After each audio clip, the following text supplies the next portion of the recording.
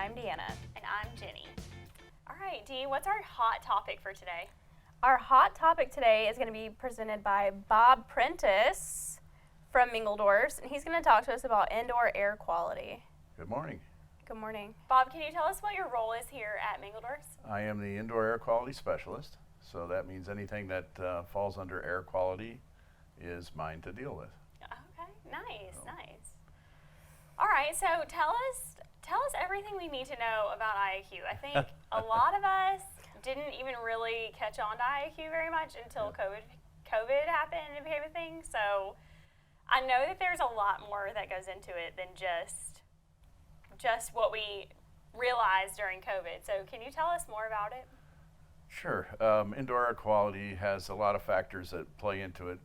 Filtration, ventilation, humidification, dehumidification, and then if you're going to use some kind of an active air purifier, you'd have UV lights or PCO or something of that nature to go with it. So the important thing is to do monitoring, which we can do very well now, to find out what's in the air, because most people don't know what's in the air. You can't really see it unless you're looking in the sunlight. You see the little floaties going around, and then come up with a solution to deal with it. What is PCO? Yeah, tell us. I know that there's a couple different avenues that you can deal with IAQ. So can you tell us what the acronym is and then what exactly it does too? PCO is photocatalytic oxidation. So what you're doing is you're shining a UV light against a titanium substrate inside there. And so what that does is cause a reaction which deals with volatile organics in the air, VOCs, which I'm sure you've heard that.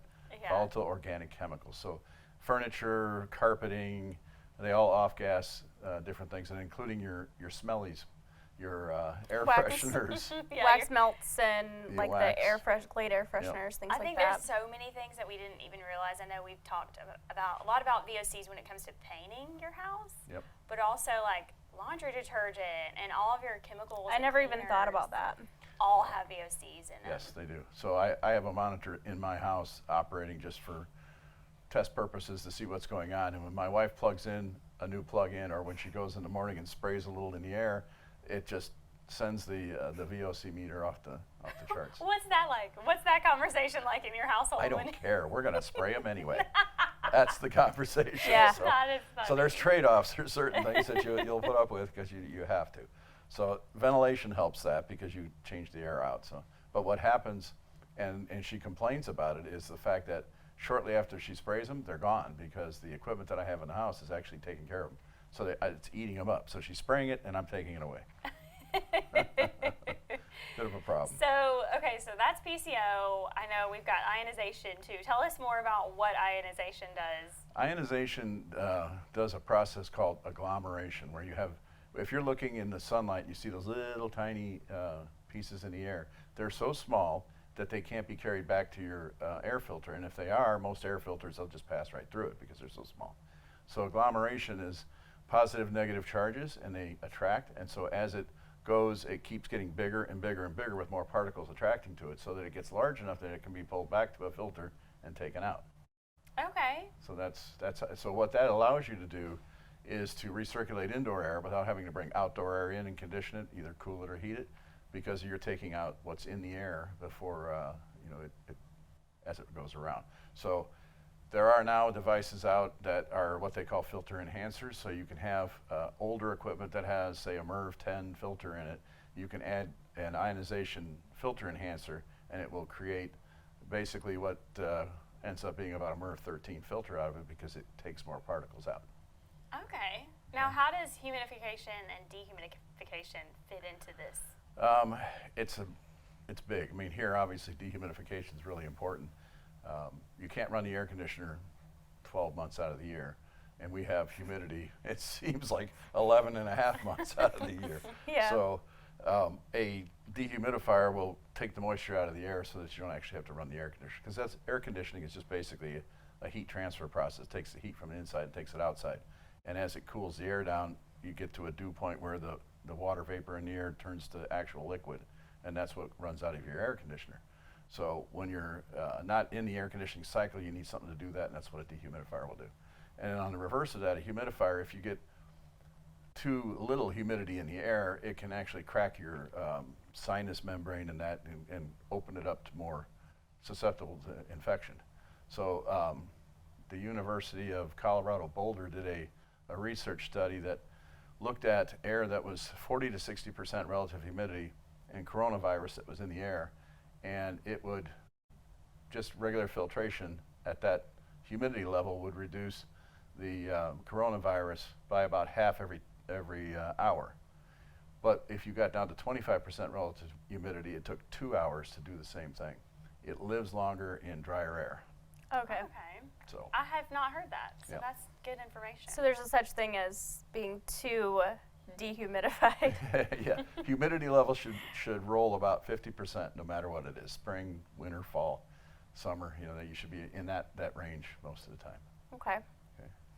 So I have 4 cats, but I also like to run, you know, like wax melts and things I like for my house to just smell homey.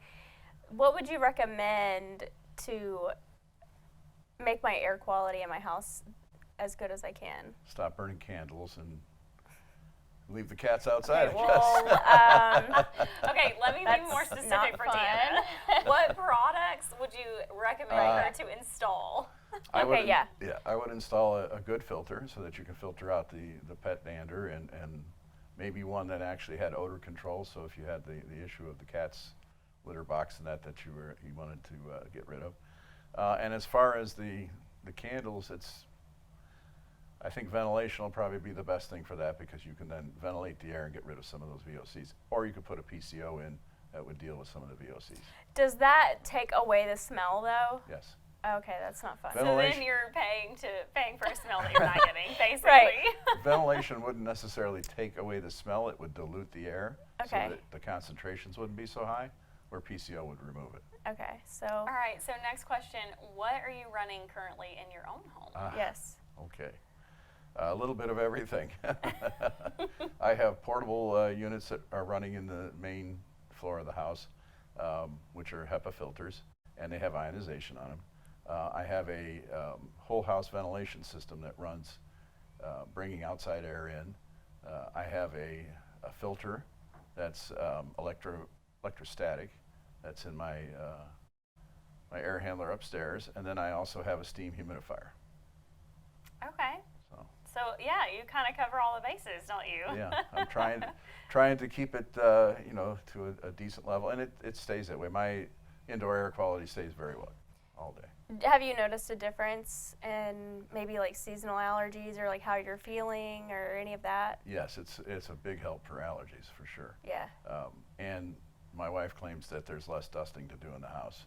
Okay. So Well, that's nice. yeah. Nice. I guess that's a trade-off. I can't smell my delicious apple cider wax thing, but maybe I'll have less dusting to do. Well, you could smell it for a little while and then go ahead and remove it all. You know, get that you know, yeah, seasonal thing. just get a little whiff. Yeah. Okay. So bonus question, have you tested your house for radon? I have not. You have not I tested? have not. Bob. I can't say know anything, I haven't tested either. November is Lung Cancer Awareness Month. You're right. And you know, it's something that should be on everybody's radar to do something about. But it's one of those things where you just kind of don't want to know. You know, it's like, I oh know, my God. I ignorance agree. is bliss. You know, I had this house built 3 years ago. Do I want to, you know, look at it like it's a problem? But I live in an area where it's probably a huge problem. As a matter of fact, the people on the neighborhood Facebook page are talking about how they've had radon mitigation done in their homes within the community that I live in. So I probably should have it done. Yeah.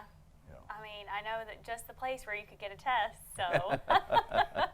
Yes, I do too. Yeah, you're correct. Yeah. All right, so do we have some trivia questions today? We have underrated and overrated for Bob. Okay. Okay. All right, Bob. Underrated or overrated? NASCAR. Wow, I'd say overrated. Oh man, my little NASCAR loving heart hurts to hear that. Cake and ice cream. Underrated for sure. Starbucks. Overrated. Steak and potatoes. Underrated, yeah. Okay, wait. Tell me your favorite cut of steak. If you only got to choose one steak for the rest of your life, what cut of meat are you? A ribeye. Cooked Okay. well done, right? No well done. Well, it's not no point in That's a eating it sin. well done. That's probably an air quality thing too, right? Cooking and the smoke and whatever It that is. comes yeah, off and of indoor that. grills can help with that if you've got the actual ventilation. What about this is kind of controversial right now, but I have a gas stove in the new house that I bought. What about that? That's very controversial, I know. It is very much so. I can tell you that in the midst of all of that, the Gas Association in the Northeast U.S. was just granted government approval to expand their network. So, ban the stoves, expand the network. That's what you're telling me. That's what's happening. Yeah. I mean, I grew up in the Midwest, so it was gas stoves, gas furnaces, and I mean, I don't know of anybody that was ever harmed by it, that I know of. Yeah. Okay.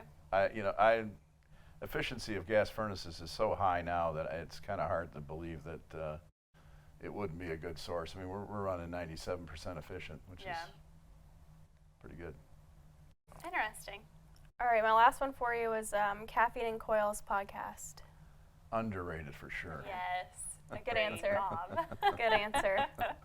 All right. Well, thanks for coming on today and Thanks telling for us more having me. about IAQ and all the solutions that we can provide. Okay. I appreciate you having me on. And remember, we have radon awareness coming up. January is actually Radon Awareness Month, Okay. and November is Lung Cancer Awareness. Alrighty. So if you want to know more about radon, we actually did a podcast on that one as well. So if you scroll through our previous episodes, you can find more information on it. I think that one's listed under scary things, right?